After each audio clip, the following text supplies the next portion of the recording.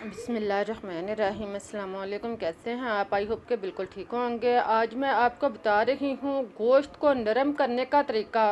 Freezer में जमे गोश्त को आप मिनटों में कैसे नरम कर सकते हैं आसान तरीके के साथ। इसके लिए वीडियो पूरी देखें ताकि आप बेहतरीन मालूमात हासिल कर सकें।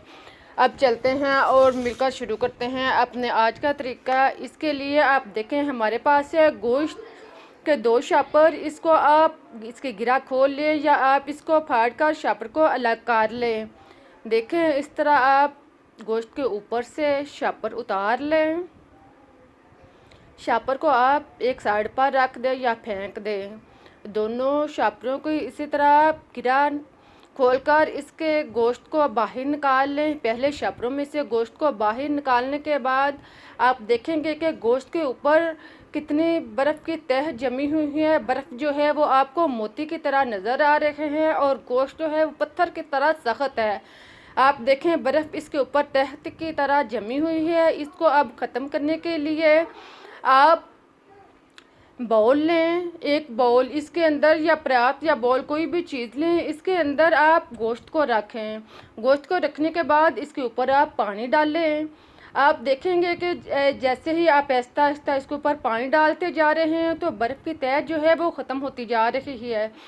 एक ही दफ़ा पानी डालने से इसकी ऊपर वाली तह जो है वो बिल्कुल पिघल चुकी है। इसकी साइड चेंज करें और दूसरी साइड पे भी इसी तरह पानी डालें। इस तरह गोश्त को डीपली पानी के अंदर अच्छी तरह भिगोएं।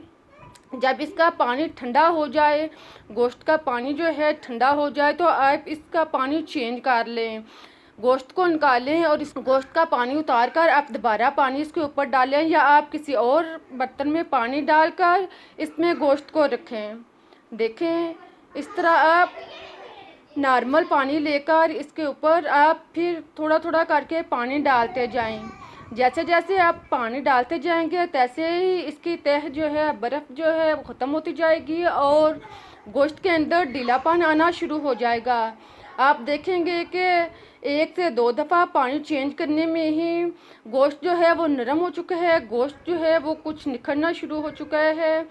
इस तरह आप इसका 2 से 3 दफ़ा पानी जो है वो चेंज करें और इसकी बर्फ़ की तहों को ख़त्म करें। अंदर तक इसके बर्फ़ की तहों को ख़त्म करें। देखें अब आप दोबारा से तीसरी दफ़ा पानी को अंदर गोश्त को रखें और इसको हल्का सा ऊपर से दबा कर रखें। इसको आप किसी प्लेट के साथ या किसी चीज़ के साथ कवर करके 30 सेकंड के लिए रख दें। थोड़ी देर के लिए आप इसको रख दें। आप देखेंगे कि थोड़ी देर के बाद गोश्त जो है वो नरम होना शुरू हो चुका है और उसकी बोटियाँ भी आपको नज़र आना शुरू हो चुकी हैं। अब आप थोड़ा सा पानी लें, इसमें आप 1 चम्मच नमक डाल लें। नीम गर्म पानी के अंदर आप 1 चम्मच नमक डाल लें। इसको आप अच्छी तरह मिक्स कर लें। नमक को अच्छी तरह पानी में हल करने के बाद आप गोश्त में से पानी उतारें और फिर आप नमक वाला पानी थोड़ा थोड़ा करके इसके ऊपर डालते जाएं। जैसे जैसे आप पानी जो है वो डालते जाएंगे, पानी आप एक ही दफ़ा नहीं डालें, नमक वाला पानी इसमें थोड़ा थोड़ा करके डालते जाएं और फिर आप इसी तरह डीपली इसको भिगो दें। इसको आप हाथ के साथ 1 से 2 दफ़ा हरकत देंगे। आप देखेंगे कि जैसे ही अब आप इसको हरकत देंगे तो गोश्त के टुकड़े जो हैं वो अलग होना शुरू हो जाएंगे। आप इसको टुकड़ों को, इसकी बोटियों को अच्छी तरह अलग कर लें। इसके सारे पीसों को अलग अलग कर लें। देखें आप हाथ लगाते हैं सारे पीस जो हैं, सारी बोटियाँ जो हैं वो अलग होती जा रही हैं। इसी तरह आप आसानी से मिनटों में गोश्त को अलग कर सकते हैं। अब आप गोश्त को हाथों के साथ 1-2 दफ़ा पानी में धोएं और फिर आप इसको निकाल कर किसी भी जालीदार बर्तन में रखें ताकि इसका पानी जो है वो अच्छी तरह रिमूव हो जाए। अब आप गोश्त के टुकड़ों को जाली के ऊपर रखते जाएं ताकि इसका पानी जो है वो अच्छी तरह निकल जाए। आप देखें कि गोश्त जो है वो बिल्कुल नरम हो चुका है, सॉफ्ट हो चुका है। आप इसे थोड़ी देर के लिए इसी तरह जालीदार बर्तन के ऊपर पड़ा रहने दें ताकि इसका पानी जो है वो अच्छी तरह निकल जाए।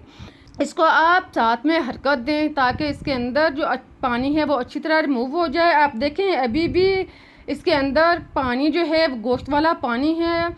इसको आप निकाल लें, इसे आप प्लेट में या डिश में निकाल लें। आप देखें हमारा नरम और सॉफ्ट बिल्कुल नरम गोश्त जो है वो तैयार हो चुका है। आप मिनटों में अगर आप मेहमान आ जाएं तो आप इस तरह गोश्त को खोल सकते हैं और फिर आप इसको बिरयानी, पुलाव या किसी भी चीज़, हांडी वगैरह के लिए, पुलाव वगैरह के लिए, हांडी के लिए, चिकन कढ़ाई के लिए, किसी भी चीज़ के लिए आप इस्तेमाल कर सकते हैं। देखें इस तरह आप मिनटों में।